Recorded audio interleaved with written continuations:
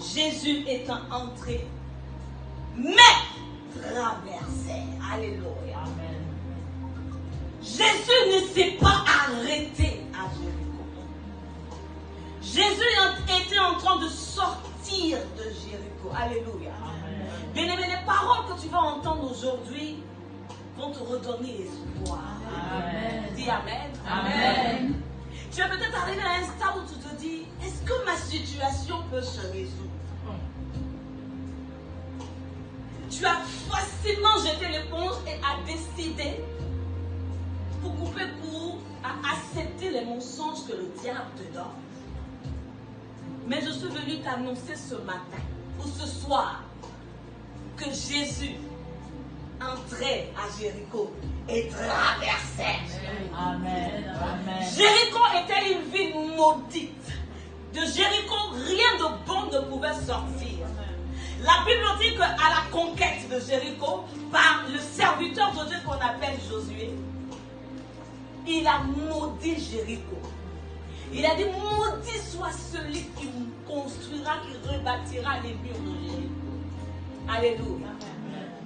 Et quand il a maudit Jéricho, Jéricho est resté alors une ville maudite. Et celui-là qu'on appelle Hiel de Bethel, un homme qui était pourtant de Dieu, avait décidé de rebâtir Jéricho. Mais il en a payé les frais, telle que la malédiction prononcée par Josué s'était dite. Il a dit, tu perdras ton plus jeune fils et tu perdras ton premier-né. Alléluia. Et cet homme a vu ses deux fils, le premier-né et le plus jeune, mourir. Dis Amen. Amen. Ce que je vais te faire comprendre, c'est que Jésus entrait à Jéricho, mais il traversait Jéricho. Je t'annonce que Jésus entre dans ton célibat et il traverse dans ton célibat. Jésus entre dans ta misère, mais il ne reste pas dans ta misère. Il traverse ta misère. Jésus entre dans tes déboires. Jésus entre dans ce péché qui te tient, mais il traverse ce péché. Alléluia.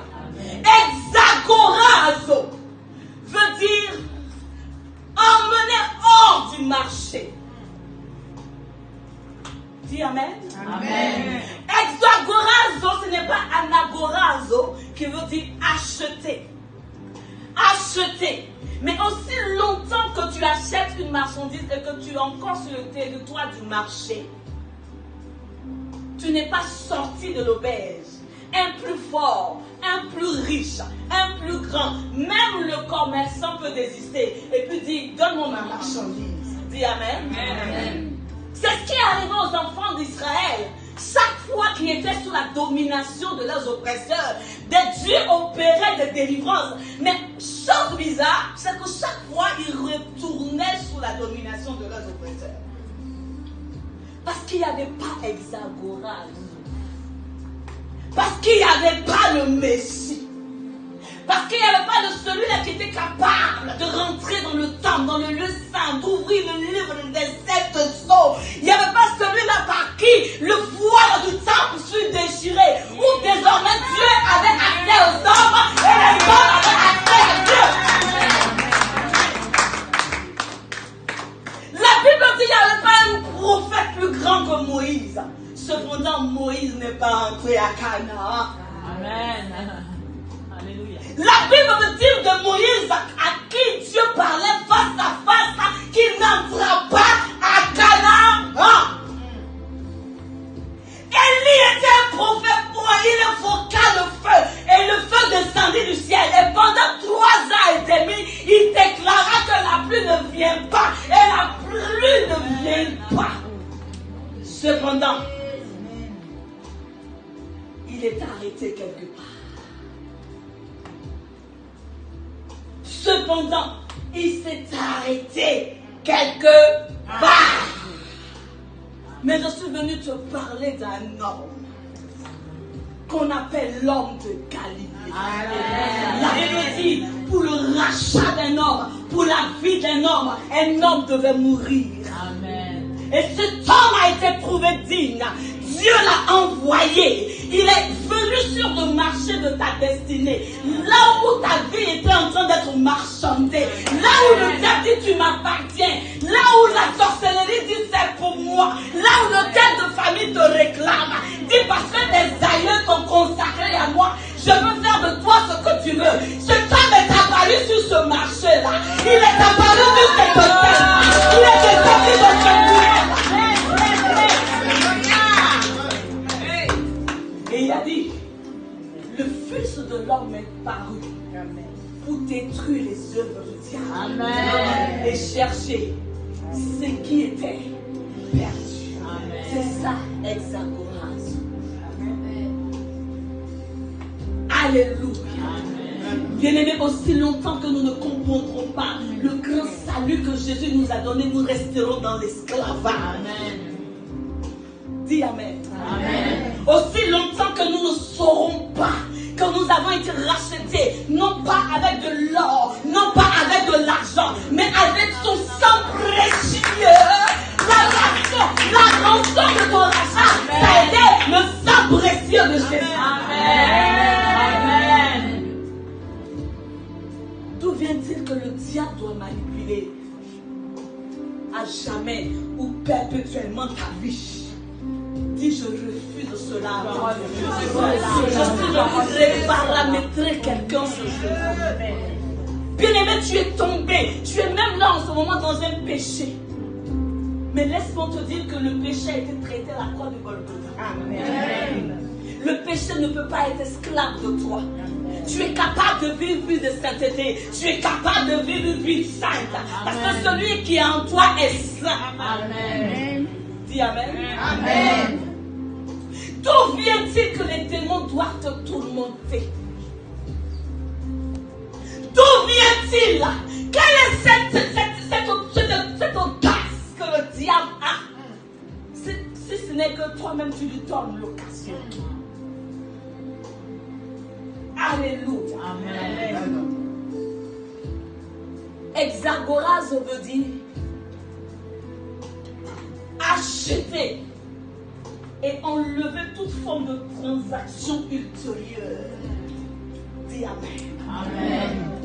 Vous pensez que c'est en vain que Jésus a dit tout est accompli? Cette phrase-là, elle n'est pas sortie. Elle n'est pas sortie parce qu'elle devait sortir. Il a vraiment tout accompli par sa mort. Amen. Amen. Dis Amen. Amen. La Bible dit qu'il est entré une bonne fois pour toutes. Il est entré une bonne fois pour toutes.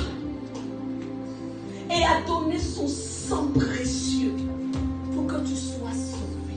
Amen. Voici un homme qu'on appelle Zachée. Ma Bible me dit qu'il était un publicain, un homme de mauvaise vie. En réalité, Zachée veut dire pur. Zachée veut dire juste. Mais comment se fait-il que l'étiquette d'homme de mauvaise vie a été posée sur sa vie? C'est pour ça que je dis que tu seras remis à ton état initial, comme Zachée a été remis à ton état initial.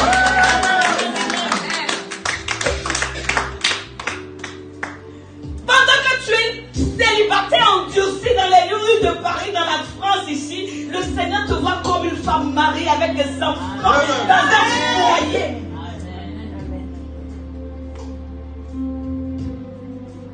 Cet homme de mauvaise vie, selon les hommes, dis Amen. Amen. Parce qu'en réalité, c'est ce qui est mauvais que Jésus prend, qu'il arrange, qu'il positionne, qu'il va dire Amen avec moi. Amen. Alléluia. Amen. Bien-aimé, ne crains pas. Ne crains pas, ne te sous-estime pas. Ne dis pas mon cas est trop fort. La Bible me dit, Jésus entrait à Jéricho et ils traversèrent Jéricho. Alléluia. Amen. Et voici un homme qu'on appelait Zachée, un homme initialement pur, un homme initialement juste, un homme initialement prospère, un homme initialement guéri, un homme initialement en bonne santé, un homme initialement prospère, un homme initialement riche, un homme initialement riche, un homme initialement. Amen. Dis Amen. Amen. La Bible dit que vous ne savez pas que votre corps est le temple du Saint-Esprit. Amen. Et que vous ne vous appartenez pas, même pas à vous-même. Ton corps est le temple du Saint-Esprit. Même à toi, tu n'appartiens pas. Ce n'est pas un démon qui va venir te posséder. Dis Amen. Amen. Alléluia. La Bible dit et voici. Quand on emploie le terme et voici, ça veut dire qu'on s'apprête à faire une description. Ça veut dire qu'on s'apprête à détailler une situation. Ça veut dire qu'on s'apprête à mettre l'accent sur quelqu'un ou sur quelque chose. J'annonce sur la vie de quelqu'un, ton et voici, c'est maintenant. Où ta situation est détaillée devant le Seigneur. Où ta situation est mise devant le Seigneur. La Bible dit, et voici un homme qu'on appelait Zachée, qui voulait voir qui était